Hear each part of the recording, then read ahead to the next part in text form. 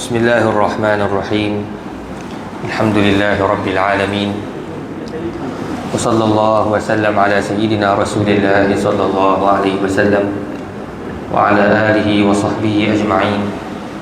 أحاط بالأنوار من كل الأجانب وهيبات مولانا عظيم علت، ولا حول ولا قوة إلا بالله العلي العظيم، ولا حول ولا قوة إلا بالله العلي العظيم، ولا حول ولا قوة إلا بالله العلي العظيم. اللهم انفعنا بما علمتنا وعلمنا بما ينفعنا. رب فقهنا وفقه أهلنا وقرابات لنا في ديننا مع القدر أنثى وذكر. يقول الله عز وجل في محكم تنزيله بعد أعوذ بالله من الشيطان الرجيم. بسم الله الرحمن الرحيم. وما أرسلناك إلا رحمة للعالمين. وقال سيد الأولين والآخرين محمد رسول الله صلى الله عليه وسلم: أنا سيد ولد آدم ولا فخر. صدق الله العظيم وبلغ رسوله النبي الوفي الكريم ونحن على ما قال من الشاهدين. Amma ba'du, tuan-tuan dan puan yang dirahmati Allah Subhanahu wa taala.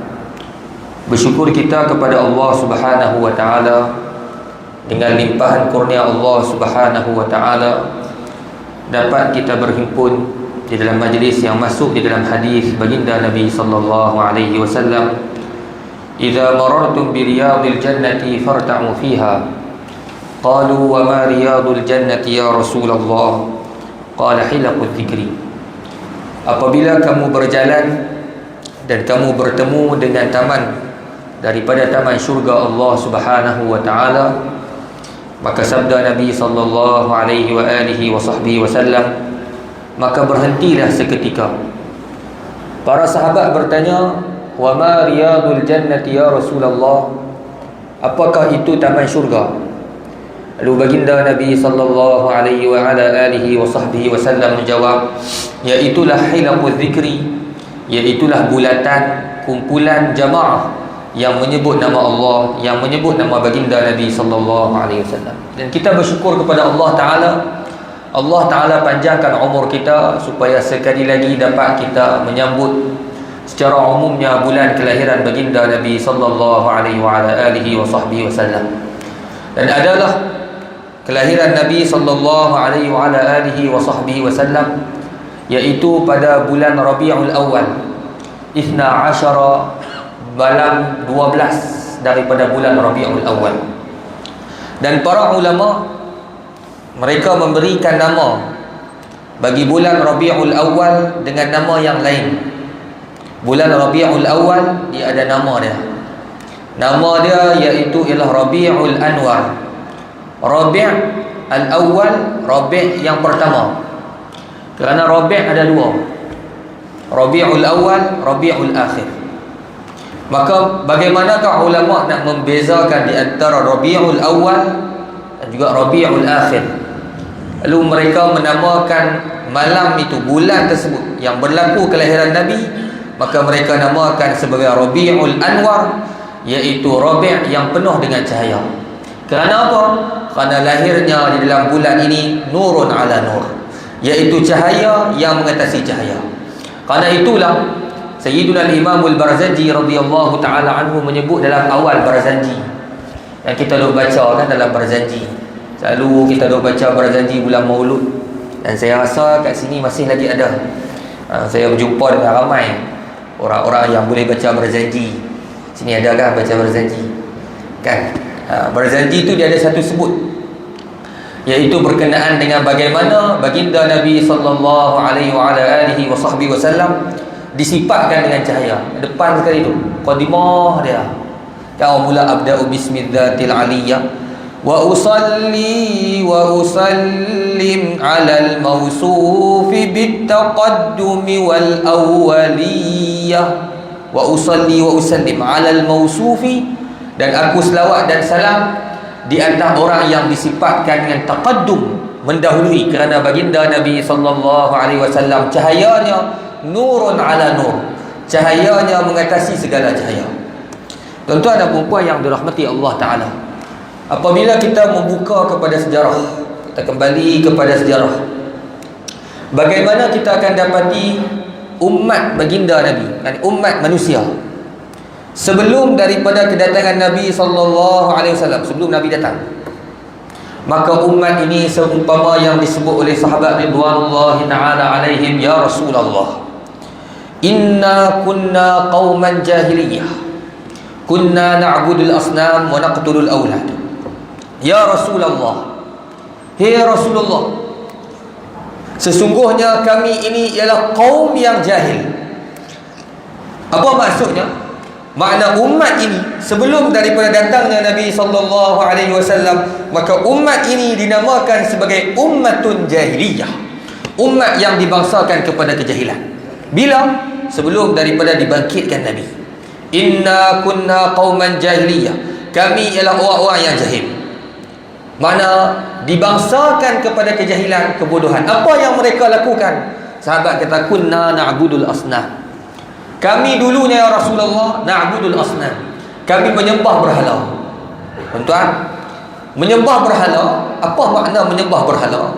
Menyembah berhala dengan makna sesuatu perkara yang kita buat dengan tangan kita. Kita buat dengan tangan kita, kemudian kita menganggap benda itu yang kita cipta, dialah yang memberi manfaat, dialah yang memberi mudarat. Tuan-tuan, buat dengan tangan sendiri. Ada setengah dia tak pandai ukir berhala, maka dia beli berhala, kemudian sembah berhala tersebut. Alangkah jahilnya manusia sebelum daripada kebangkitan Nabi SAW. Kerana apa? Kerana benda yang dia cipta, benda yang dia buat, kemudian dia jadikan Tuhan. Andai kata Tuhan dia buat dalam bentuk telinga, tak ada, kepala saja, badan, kaki, maka Tuhannya rupanya begitu. Betapa jahilnya manusia. Kunna na'budul asnam, kami sembah berhala. Allah, saya teringat satu kisah yang dinisbahkan kepada Sayyiduna Umar Ibn Khattab radhiyallahu anhu. Satu hari Sayyiduna Umar bila menjadi khalifah, bila dia jadi khalifah, Sayyiduna Umar Ibn Khattab duduk seorang diri. Kemudian dia ketawa. Dia sukalah, dia gelak. Dia duduk seorang diri, tiba-tiba ketawa, duduk suka, gelak. Jadi orang pelik, kenapa satu hari Sayyidina Umar ni dia jadi khalifah dan dia duduk seorang diri, tiba-tiba dia ketawa dan dia gelak, dia sukalah. Lalu para sahabat pun bertanya, adhakallahu sinna amiril mu'minin ma adhakak, semoga Allah Ta'ala sentiasa menjadikan khalifah kita ni sentiasa senyum dan ketawa. Tetapi kami nak tanya, apakah sebab Sayyidina Umar ini ketawa dan suka? Tak ada sebab, tak ada benda yang lawa, tiba-tiba Sayyidina Umar ketawa, dia duduk seorang diri. Kalau kita lah tuan-tuan, kalau tiba-tiba seorang diri kita duduk senyum, duduk gelak, duduk ketawa, makna tak sihat tu. Kita duduk seorang diri hujung, tiba-tiba kita senyum, gelak, gelak. Ni ceklah demam ke, sakit ke. Orang tanya kenapa? Katanya Sayyidina Umar, aku teringat zaman dahulu, sebelum Nabi datang. Sebelum Nabi datang, aku teringat zaman dulu. Apa yang berlaku? Dia kata, dulu aku pernah buat berhala. Kerana Sayyidina Umar juga orang yang pandai buat ukiran. Satu hari aku buat berhala. Dia buat berhala. Dan dia tuan-tuan, dia buat daripada tepung. Dia buat berhala daripada tepung. Ni macam tuan-tuan tengoklah biskut-biskut kan. Biskut ada muka orang, biskut muka boboiboy, macam-macam biskut. Kalau yang ni edisi dia besar, dia buat besar tu. Dia tak buat kecil-kecil dalam Tupperware. Dia tak buat. Dia buat besar semua. Oh, tak kata besar. Buat besar. Dia tuan-tuan, dia buat besar, kata berhala daripada tepung. Sampailah dia buat siang tu. Malam tu tuan-tuan, dia kata aku berasa sangat lapar. Dia kata malam tu tuan-tuan, tiba-tiba lapar elok. Kata nak makan apa ni, kata ni. Malam tiba-tiba lapar. Kalau kita Maggi, dan kita lah tiba-tiba tak tahan kan. Oi, Maggi lah. No, Maggi ke, tubik naik motor pergi kedai petani ke, hak kedai sampai pukul 2-3 pagi. Pergi nasi bujang satu. Cik Abu Jahal. Walaupun kahwin 20 tahun dah, si Abu Jahal. No, Sayyidina Umar kata aku nak makan. Aku tak tahu nak makan apa. Nak masak apa tak tahu. Orang rumah tidur. Dia pun tengok berhala yang dia buat pagi tadi. Oh, dah elok kan apa? Buat daripada apa? Tepung. Berhala tu dibuat tepung.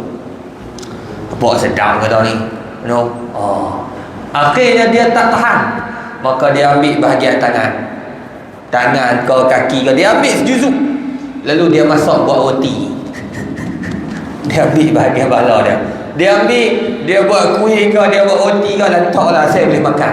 Dia masak buh dalam tanur. Orang Arab dulu buh tanur ni macam roti yang apa bulat tu. Hak bulat tu ambil roti tepek. Kita panggil kat sini. Kalau Arab panggil tanur. Dalam Quran sebut wafar tanur. Tanur tu satu bekas masak roti. Dululah orang dulu. No, sekarang apa? Tak tahulah sekarang apa dia. Dia letak tepek. Dia makan berhala tersebut yang dia buat petang tadi, yang dia pergi sembah tadi. Kemudian dia rasa tak cukup. Makan. Maksudnya apa? Makan ambil lah setangan. Ambil tangan. Cukup. Barangkali Sayyidina Umar kata, takkanlah kita nak makan separuh. Tak baik kita buat kat Tuhan kita gitu. Nampak Tuhan kita tak cukup sifat. Jadi kita kena makan bagi belakang lah. Maka dia habis belakang, dia masak belakang semua. Sayyidina Umar dan tuan orang Arab dulu bukan makan macam kita. Kita makan nasi sepinggan. Tengok orang Arab sampai sekarang nasi separang. Kambing dia seorang. Kambing tu dia seorang. Orang Arab perempuan dulu. Ni orang perempuan dulu. Dia makan apa? Dia makan seekor kambing tu dia seorang sahaja. Orang dulu badan besar ni. Yang tu yang kita nak tanya, macam mana Nabi boleh kahwin dengan Sayyidina Aisyah umur 9 tahun? Alah, tengok 9 tahun yang kita memang kering. Nabi kahwin Sayyidina Aisyah 9 tahun tu kering badan. Oh, kering anak-anak kita. Hak dulu ni bukan encok tu, panggang satu. Dia seorang aja kambing. Orang Arab zaman dulu. Dan orang Arab dulu, minta maaf tuan-tuan, dia berbangga dengan badan yang besar. Ni kalau cerita ni nampak dia pelik sikit. Orang Arab dia memang gitu, badan besar, samin. Orang Arab bangga. Dan hatta sampai ke hari ni di Arab Maghrib, yang saya dengar cerita di Maghrib, Arab Maghrib, mereka berbangga dengan perempuan yang besar badan dia. Dan mas kahwin orang yang gemuk lebih mahal daripada yang kurus. Yang kurus orang tak mau. Ini bukan di Malaysia tu. Oh, Malaysia kita Allah gemuk ni tak ada orang nak dah. Orang Arab dulu dah. Maka Sayyidina Umar bin Khattab dia makan sampai habis berhala tersebut. Lepas dia makan, dia baru rasa menyesal. Menyesal lah. Kenapa? Kerana telah makan Tuhan dia, sembahan dia. Lepas makan kenyang baru menyesal. Habis dah kan. Tuan-tuan, bila Sayyidina Umar teringat balik kisah ini, dia kata betapa jahilnya manusia sebelum daripada kedatangan Nabi sallallahu alaihi wasallam. Wa kunna naqtulul aulad. Sahabat kata, ya Rasulullah, kami ni orang jahil. Apa tanda kami jahil? Tandanya kami jahil, kunna naqtulul aulad. Kami bunuh anak. Anak tu kami bunuh. Anak apa? Anak perempuan. Kita kalau tengok anak perempuan kita sayang. Orang Arab dulu dah. Kunna na'khudhuha wa naqtuluha. Kami ambil anak perempuan, kami bunuh. Macam mana Arab dulu bunuh? Orang Arab dulu bila anak umurnya setahun 2 tahun, bila dah boleh bercakap, dia akan ambil anak tersebut. Kemudian mereka akan lemparkan dalam telaga. Telaga. Bila Nabi sallallahu alaihi wasallam mendengar kisah ni, fadama'at ainu Rasulillah. Nabi mengalirkan air mata. Allah, jahilnya kamu sebelum daripada kedatangan aku. Tuan-tuan, apabila kita tengok bagaimana manusia sebelum daripada kebangkitan Nabi, banyak perkara-perkara yang rosak pada akhlaknya. Manusia, bukan orang Arab saja. Bahkan orang kalau zaman dulu ada Melayu, orang Melayu, Cina, semua sekali. Arab ialah satu contoh bagi manusia, keadaan manusia di zaman tersebut. Contoh saja. Contohnya apabila datangnya Rasulullah sallallahu alaihi wasallam. Dalam Quran sebut wa ma arsalnaka illa rahmatan lil alamin. Dan kami tidak utuskan kamu ya Muhammad illa rahmatan lil alamin, melainkan rahmat. Yakni kedatangan Nabi sallallahu alaihi wasallam ialah tanda daripada kasih sayang Allah. Apakah tanda Allah kasih pada umat ni, manusia ni? Allah utuskan Rasulullah sallallahu alaihi wasallam. Maka apabila datangnya Nabi sallallahu alaihi wasallam, datang Nabi, maka umat manusia terima dakwah Nabi.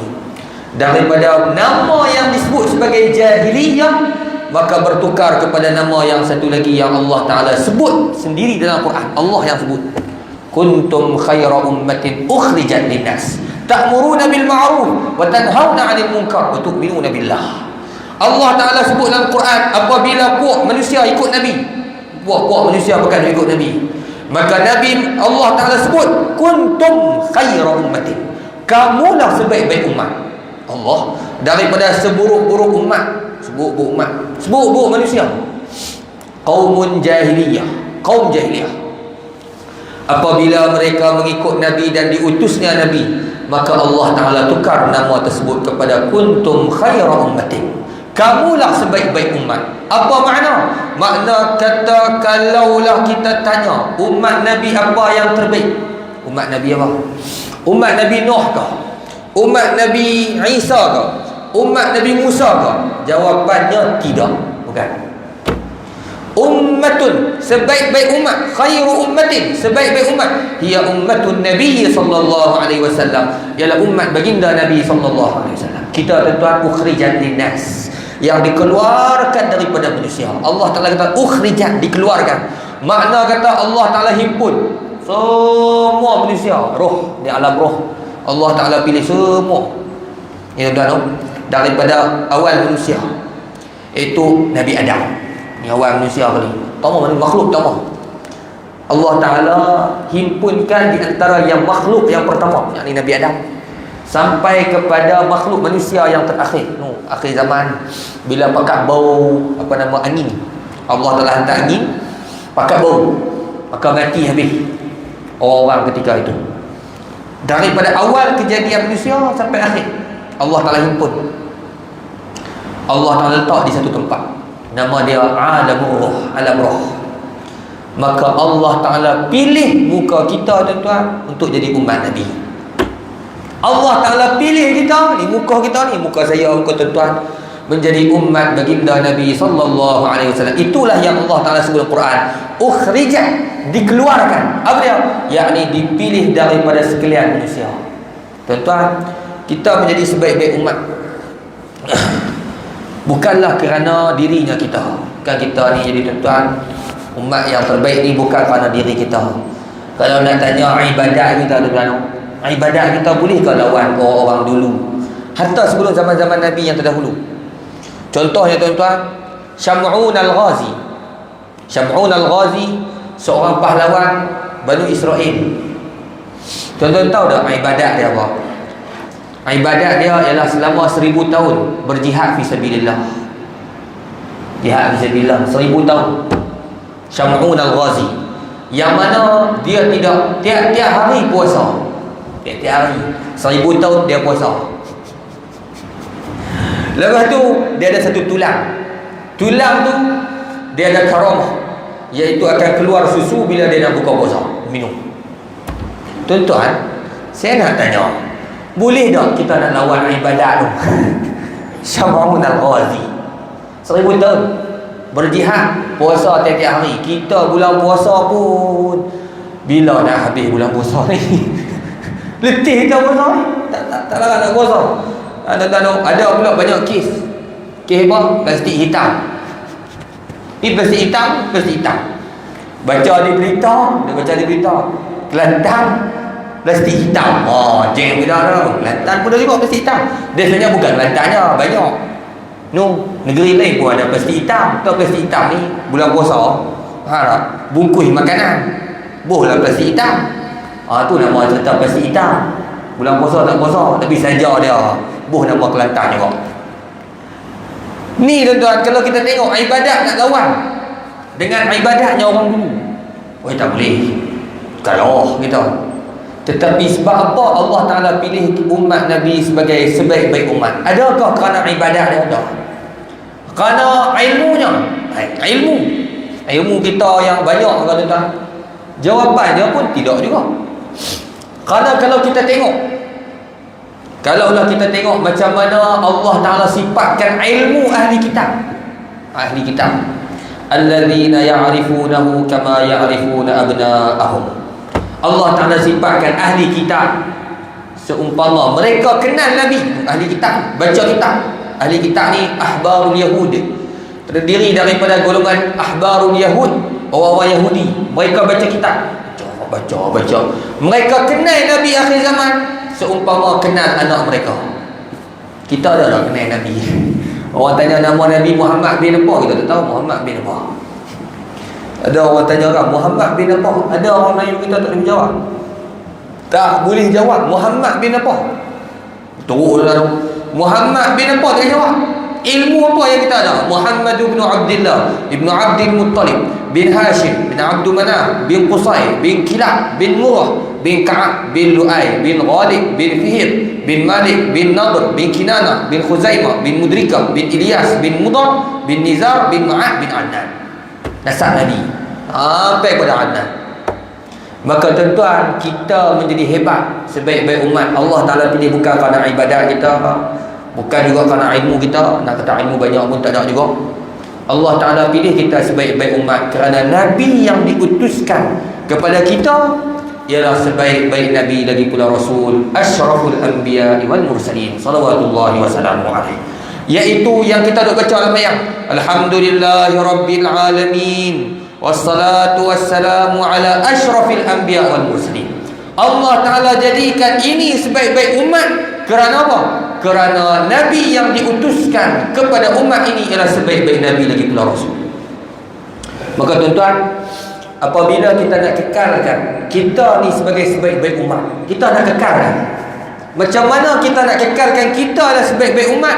Jawapannya apabila kita terus bernabikan sebaik-baik Nabi lagi pula Rasul, iaitu baginda Nabi SAW. Tuan-tuan, macam mana kita nak kekalkan Nabi itu sebagai panduan kita? Sebab kita nak kekal kita jadi sebaik-baik umat, kita nak kekal kita jadi sebaik-baik umat, kita kekalkan Nabi kita dalam hati-hati kita. Nabi kita, Nabi sebaik-baik Nabi lagi pula Rasul. Macam mana nak sayang, macam mana nak kekalkan Nabi itu? Tuan-tuan, yang ni yang para ulama sebut tidak akan datangnya rasa cinta melainkan dengan kenal. Ni orang Melayu pun kata, tak kenal maka tidak cinta. Sungguh, bila kita tengok balik tuan-tuan, seseorang itu tidak akan dapat jadikan Nabi itu sebagai panduan dia melainkan apabila dia benar-benar mengenali Nabi SAW. Kenal Nabi, kenal Nabi ni tuan-tuan yang paling penting. Ahammu maqalibil insani thalathatun. Yang paling penting bagi manusia 3 perkara. Ingat tuan-tuan, ahammu maqalibil insani thalathatun. Yang paling penting dalam diri kita sebelum kita tutup mata kita 3. Ayya'rifa rabbahu, kenal Tuhan. Hak tu ustaz-ustaz duk mari ni. Duk mari berapa? Duk mengajar sifat 20. Pertama, wujud, artinya ada.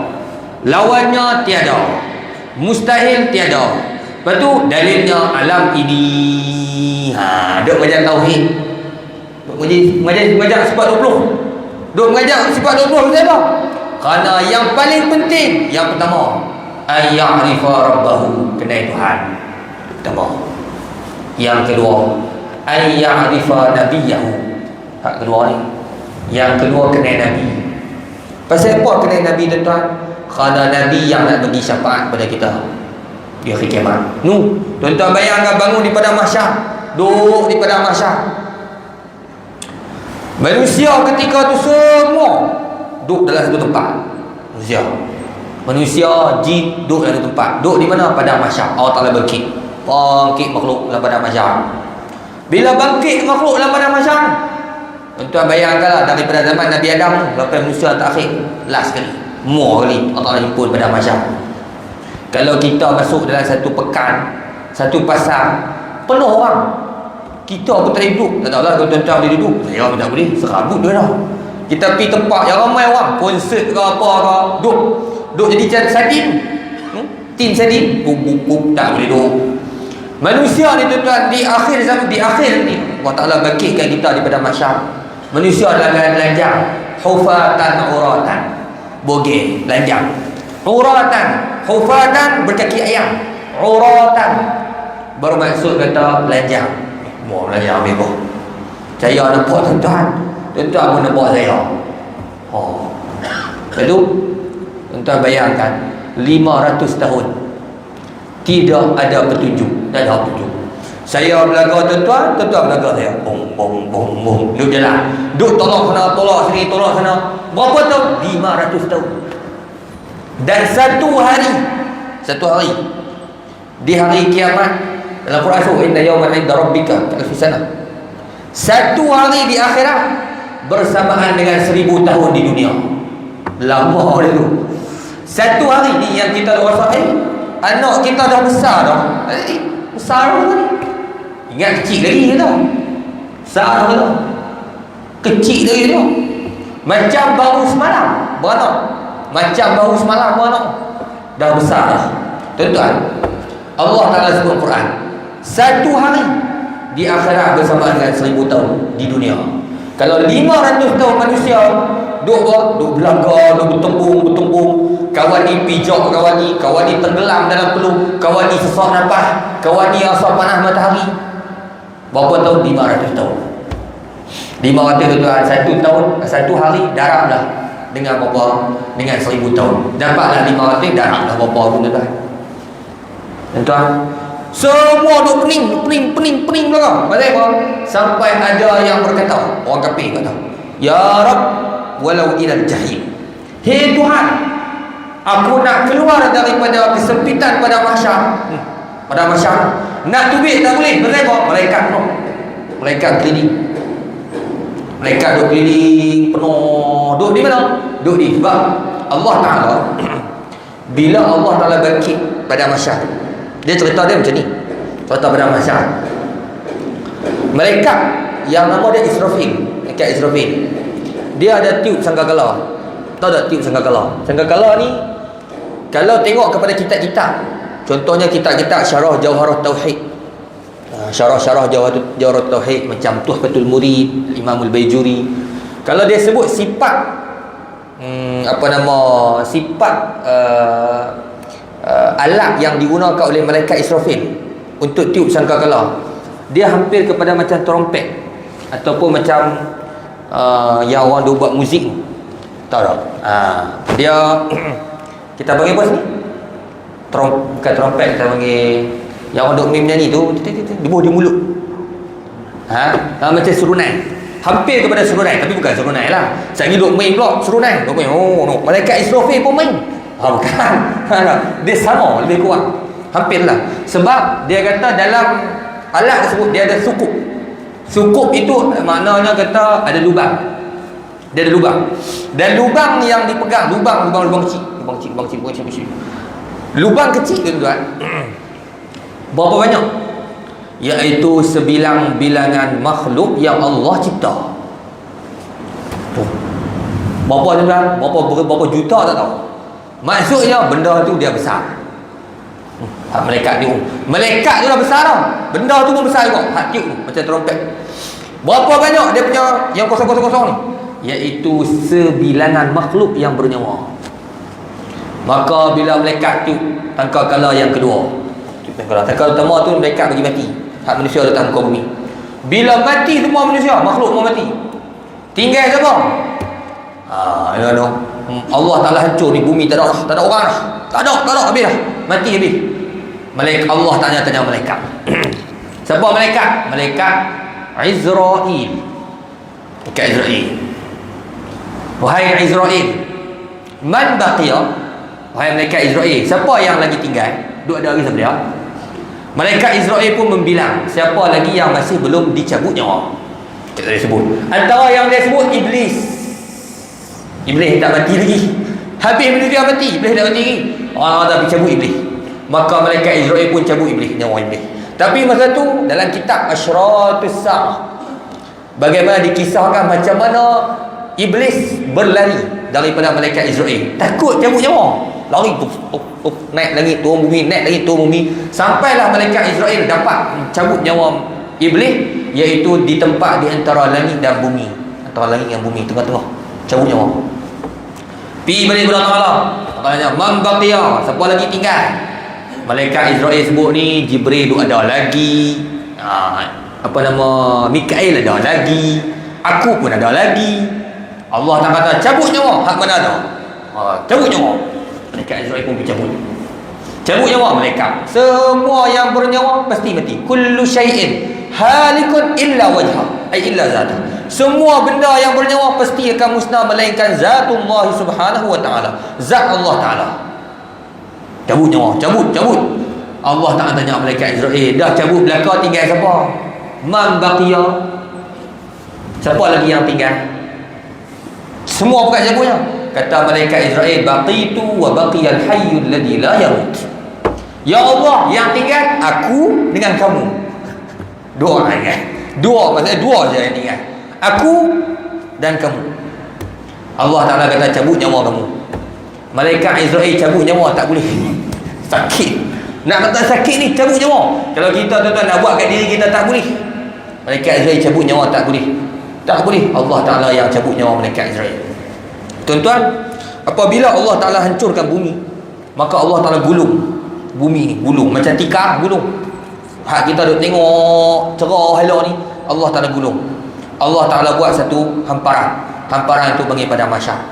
Allah Ta'ala panggil malaikat, hidupkan malaikat. Malaikat apa? Malaikat Israfil. Oi, malaikat tiup. Maka malaikat pun tiup.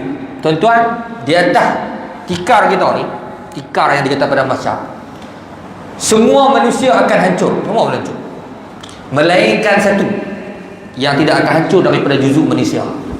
Namanya ialah Ajbuz Zanab. Ini tidak akan hancur.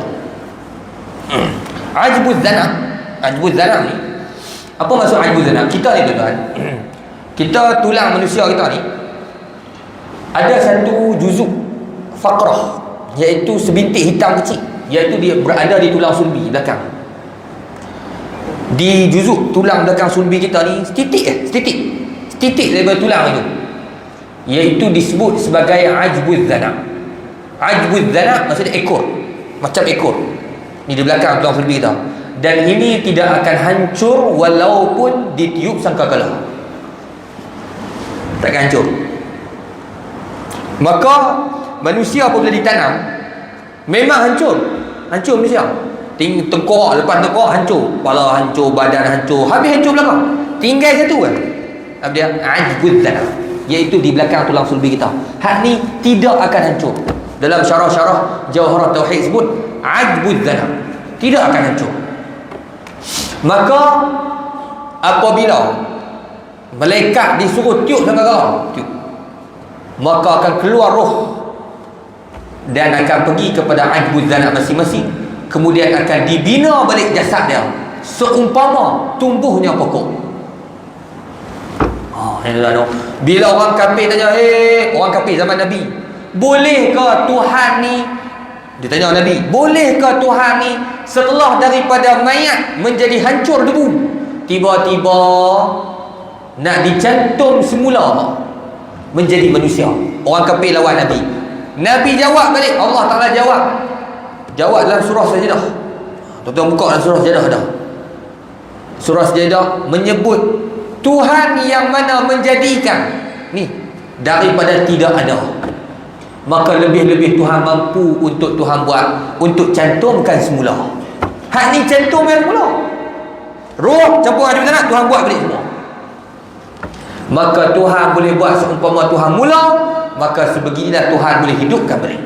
Manusia bukan hidup balik 500 tahun duduk belakang, bung agak pening belakang. Lalu lepas 500 tahun Allah Ta'ala ilhamkan kepada seorang hamba Ta'ala. Lepas 500 tahun baru dia teringat. Apa kata kita jumpa Nabi-Nabi? Bukan jumpa Nabi-Nabi belakang. Tengok lepas 500 tahun baru Allah Ta'ala bagi ilham. Lepas dah bertolak kawan ni, berterajak kawan ni, habis sepak belakang. Kata, baik kita jumpa Nabi-Nabi. Ketika itu dia bagi cadangan kepada makhluk. Berhenti. Jom kita pakat pergi cari Nabi-Nabi. Nabi-Nabi di mana? Duduk di bawah payungan naungan Arash. Nabi-Nabi tidak telanjang. Nabi-Nabi ada tempat dia. Di mana? Di bawah naungan Arash. Ke bawah. Bawah Arash. Nabi-Nabi belakang. Jom kita pergi jumpa Nabi. Maka ketika itu manusia berhimpun. Kafiruhum wa mu'minuhum. Mu'minuhum wa kafiruhum. Orang mukmin dan orang kafir semua sekali jalan satu rombongan jumpa kepada Nabi Adam. Dia kata kepada Nabi Adam, anta abuna, engkau bapa kami.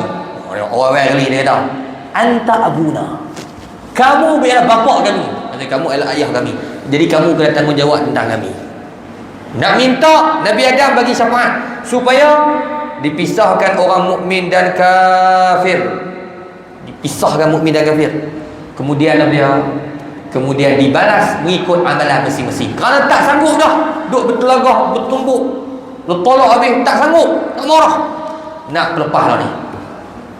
Maka Nabi Adam menjawab, nafsi nafsi, inna rabbi ghadiba ghadaban lam yaghdabhu min qabli wala min ba'di, lam yaghdab mislahu qab. Hei manusia, Nabi Adam kata, semua mengikut amalan masing-masing. Nafsi nafsi, diriku diriku, dirimu dirimu. Maksudnya apa? Aku tidak akan bertanggungjawab atas masalah kamu, dan kamu tidak akan bertanggungjawab atas masalahku. Nafsi nafsi, masing-masing. Kamu cara dah demo. Inna rabbi ghadiba ghadaban lam yaghdabhu misli, la min qabl wa la min ba'd. Sesungguhnya Tuhan tidak pernah murka seumpama murkanya hari ini. Tak ada Tuhan.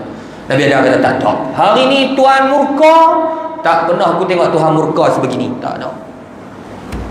Maka ketika itu Nabi Adam izhabu ila Nuh, pergi pada Nabi Nuh, pergi jumpa Nabi Nuh. Jumpa Nabi Nuh pula. Nabi Nuh jawab, nafsi nafsi, Tuhan tak pernah murka macam hari ini. Jumpa Nabi Ibrahim, ingkar cerita. Jumpa Nabi Ibrahim, Nabi Ibrahim kata izhabu ila Musa, pergi pada Nabi Musa. Nabi Musa kata, ni Musa ni, Nabi Musa yang mana lelaki ni jadi wakil manusia, anta kalimullah, kamu ialah orang yang boleh bicara direct dengan Allah, kami minta syafaat daripada kamu. Nabi Musa kata nafsi nafsi. Jumpa orang lain, izhabu ila Isa, pergi pada Nabi Isa. Jumpa Nabi Isa. Nabi Isa kata nafsi nafsi, masing-masing. Tak cara demo, demo lah, tak kita. Maka ketika Nabi Isa jawab, izhabu ila Muhammad, kamu pergilah bertemu Muhammad. Maka manusia pun jalan jumpa Nabi kita sallallahu alaihi wasallam. Maka ketika itulah Nabi kita ni, mana ya Rabbah, begitu Nabi ni, orang cakap dengan Nabi, engkau Rasulullah, anta Habibullah, kamu kekasih Allah Ta'ala. Betul? Maka ketika itu Nabi sallallahu alaihi wasallam menyebut hadis, ana laha, akulah pemilik syafaat. Tuan-tuan bayangkan, yang mana semua Nabi surrender waktu tu. Tak mau sebab Tuhan murka. Tiba-tiba Nabi kita sebut ana laha, akulah pemilik syafaat. Nabi pergi bawah Arash. Nabi pergi bawah Arash, Nabi sujud ke Arash, bawah Arash. Allah Ta'ala beritahu pada Nabi kita, irfa' ra'saka ya Muhammad, angkat kepalamu ya Muhammad, angkat kepala. Tuhan murka hari itu, tapi Tuhan suruh Nabi angkat kepala, jangan sujud, cukup angkat kepala. Nabi angkat kepala, Nabi sujud lagi. Irfa' ra'saka ya Muhammad, angkat kepalamu. Bila Nabi angkat, Allah Ta'ala kata pada Nabi, sal tu'ta, hang mintalah apa pun aku akan bagi. Allah, kamu mintalah apa pun ya Muhammad, sal, minta, tu'ta, kamu mintalah apa pun ya Muhammad, nescaya kamu akan diberikan. Ketika itu Nabi kita sallallahu alaihi wasallam menyebutlah hadis, apa dia? Iaitu, ya Allah, ya Rabb, Allahumma inni la as'aluka an Fatimah binti wala Safiyyah ammati walakin ummati. Ya Allah, hari ini aku tak tanya pasal di manakah anak perempuan aku, anak betina aku, Fatimah. Dan aku tak tanya juga di manakah ibu saudaraku, Safiyah. Tetapi yang aku bertanya ialah di manakah umatku, bagaimanakah umatku. Nabi tanya orang, ummati ummati. Tuan-tuan, bila Nabi kita sallallahu alaihi wasallam dapat Allah Taala buka syafaat, buka pintu syafaat, maka Nabi mula beza, pecah mana antara orang mukmin dan orang kafir. Maka hak mukmin masuk dalam syurga, hak kafir masuk neraka. Hak ni yang nama Muhammad. Apa makna Muhammad? Yang terpuji. Pasal apa? Yang Nabi duduk waktu tu al-maqamul mahmud, maqam yang terpuji. Mana maqam yang terpuji? Yang mana faslul qada, yang memisahkan di antara mukmin dan orang kafir. Tuan, hak ni yang mana yang kita baca dalam berzanji, wasammihi idza wada'tihi Muhammadan sallallahu alaihi wasallam li'annahu satuhmadu qabah. Malaikat cakap dekat Aminah, buh nama Muhammad, li'annahu satuhmadu uqbah, kerana Muhammad ni dia akan duduk di satu tempat yang mana dipuji oleh al-awwaluna wal akhirun. Dia akan dipuji oleh orang sebelum dia dan orang selepasnya. Tuan-tuan, maka apabila kita faham daripada sini, barulah kita faham bahawasanya baginda Nabi kita sallallahu alaihi wa ala alihi wa sahbihi wasallam, bagaimanakah apabila datangnya Nabi kepada kita, maka kita akan menjadi sebaik-baik umat, sama ada di dunia yang kita sedang duduk ataupun akhirat yang kita akan pergi. Maka tidak ada jalan pelepasan daripada kita melainkan baginda Nabi sallallahu alaihi wa ala alihi wa sahbihi wasallam. Tuan-tuan dan puan yang dirahmati Allah Taala, apabila kita berbicara tentang sirah Nabi, panjang sebenarnya sirah Nabi ni, tuan-tuan. Yang saya cerita ni ialah juzuk daripada kisah kebesaran Nabi sallallahu alaihi wasallam, disebut sebagai hadithus syafaah. Adapun berkaitan dengan sirah Nabi, maka saya mengajak kepada tuan-tuan dan puan yang dirahmati Allah Taala untuk penuhi mata kita dan telinga kita, mata dan telinga, iaitu dengan sirah baginda Nabi sallallahu alaihi wasallam. Ni tuan-tuan, kalau kita nak boleh syafaat di hari kiamat, yang Nabi nak bagi syafaat ni, maka penuhi mata kita dan telinga kita dengan Nabi. Macam mana nak penuhi mata kita dan telinga kita dengan Nabi? Penuhi mata dengan membaca sejarah Nabi, dan penuhi telinga kita dengan mendengar kisah Nabi. Cukuplah tuan-tuan, kita duk dengar kisah-kisah gosip ni tuan-tuan. Ni sebelum nak lena ni telefon duk ada. Telefon duk ada ni. Sebelum kita lena, bukalah ceramah. Ceramah apa? Ceramah sirah Nabi. Jangan buka ceramah yang mengarut, buka ceramah Nabi. Dengar supaya kita kenal Nabi kita sebelum daripada kita dihadapkan di hadapan Nabi SAW. Lepas tu lidah kita dipenuhi. Penuhi dengan apa? Dengan selawat. Kita naik atas motor, kita balik naik atas kereta, tuan-tuan, jangan lepas selawat. Selawat berapa banyak, Ustaz? Selawat sebanyak mungkin. Kerana tidak ada orang yang dapat melepaskan kita daripada azabullah pada hari kiamat melainkan baginda Nabi sallallahu alaihi wasallam. Tuan-tuan dan puan-puan yang dirahmati Allah Taala, setakat sini saya kuliah pada malam ni, dan saya mohon maaf kerana terlajak. Dia terlajak semua ni 8.30. Biasalah tuan-tuan, kan selalu 8.22. Nak lagi bagus sampai pukul 9. Tuan-tuan, moga-moga apa yang kita dengar ni dapat manfaat, dan insya-Allah Subhanahu wa taala, jikalau kita ditakdirkan untuk semula kita cerita lagi bab sirah Nabi sallallahu alaihi wasallam dan apa yang baik itu daripada Allah Taala. Dan saya mohon maaf atas terkasar bahasa dan keburukan itu daripada diri saya sendiri. Wallahu subhanahu wa taala. A'udzubillahi minasyaitonir rajim. Bismillahirrahmanirrahim. Alhamdulillahirabbil alamin. Allahumma shalli wa sallim ala sayyidina Muhammadin wa ala alihi wasallam. Rabbana atina fid dunya hasanatan wa fil akhirati hasanatan wa qina adzabannar. Sallallahu ala sayyidina Muhammad walhamdulillahirabbil alamin. Taqabbalallahu minna minkum.